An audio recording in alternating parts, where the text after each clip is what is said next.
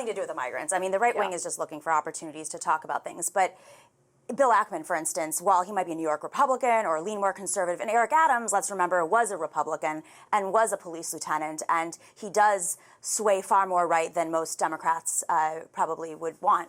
With that being said, he was Brooklyn Borough president, and he does have a group of supporters who've been with him in his career, from the beginning, that came out on stage yesterday, and he said that they backed him and they got to wait it out, and the process will show things. What's different about this situation as opposed to when Eliot Spitzer had to step down, or when Governor Cuomo had to step down, or when other mayors have been investigated, because we have had several investigations, is that he was indicted while he was in office. And much of that indictment had to do with his previous role as Brooklyn Borough president, and the matching funds system that New York uniquely has, where if you are able to raise a certain amount of money in the city, under a certain amount of money, you can get, it wasn't this rule at the time, so I don't want to get too confusing, but today it's 8 to 1. So you'll get $8 for every dollar you raise in the city.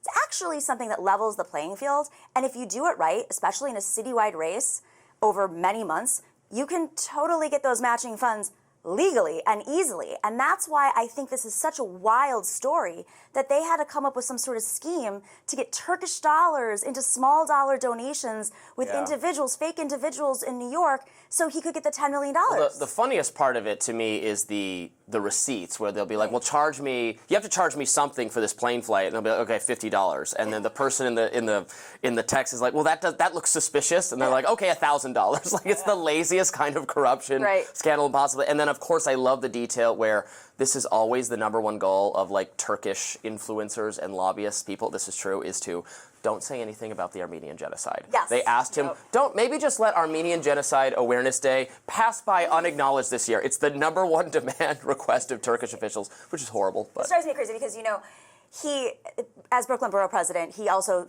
I'm Greek American, okay? So we have very strong feelings about Erdogan, who threatened to take over the island my family's from, because he's right next to Turkey in the Mediterranean. So Erdogan is in New York this week, meeting with the Greek prime minister, because it's UN week in New York. And the building that's in contention is right across from the UN, and it has this giant flag of Turkey on it. And this is a building that should not have been approved. And so they did call in their favors, and they said that in writing, which I understand that some lawmakers do this in America, and it's really stupid, but it is a foreign concept, literally a foreign concept, for foreign governments to understand the rules of our system. And so part of the other issue is that Eric Adams had a circle around him of very young people dealing with the finance side, which is really not smart because the campaign finance board's rules are so strict. So those investigations happen internally in the CFB much further, and then they send it to the DOJ, or then send it to the FBI, or they start working simultaneously. So, it was just sloppy on his part too. Like, if you're gonna go bribery, don't be so dumb. And there's a 20-year-old. And it reminds me of George Santos, who also had a very willing to go along with all of his schemes treasurer on his campaign. But there's a page in the indictment where it talks about one of these staffers being approached by someone who wanted to bribe Eric Adams. And he's like, well, I don't know. He probably doesn't want to do that. And then he goes to talk to Eric Adams, and he's like, yeah, man, get the money. And so the guy goes back, and he's like, yep, Eric Adams is totally cool with bribery, it turns out. It's such a mess. And I do think it's kind of an interesting parallel, by the way, that on the migrant issue, just to go back to that for a second, he didn't ask for a change in policy. He just wanted more money. This is a guy who's totally driven by money. Yep, money, fame, power, etc. That's what seems to become in New York. I will be interested to see if Andrew Cuomo genuinely makes another run for it. I've gotten calls from people. He openly says that he would rather be governor, shocker, than mayor. But rather be president. In a very low turnout election, that's how we would get there.